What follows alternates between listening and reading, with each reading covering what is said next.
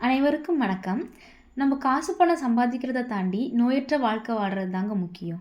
நமக்கு வாழ்க்கையில வர எந்த ஒரு பிரச்சனையா இருந்தாலும், அடுத்து இது மாதிரி நடக்காம இருக்க, அது ஏன் வருது? எதனால வருது? எப்படிலாம் வருது? வந்தா அடுத்து என்ன பண்ணணும்? அடுத்து அந்த பிரச்சனைய சரி பண்ண அப்புறம் திரும்ப வராம இருக்க என்னலாம் பண்ணணும்னு தெரிஞ்சுக்கணும்.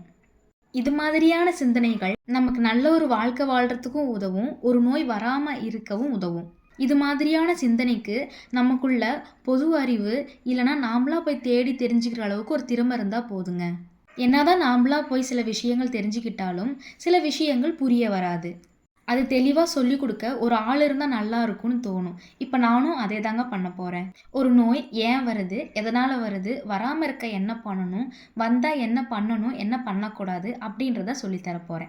இதுல நம்ம முதல்ல பார்க்க போறது நீரிழிவு நோய் எனப்படும் சர்க்கரை நோய். இத பத்தி நம்ம அடுத்த வீடியோல பார்க்கலாம். நன்றி.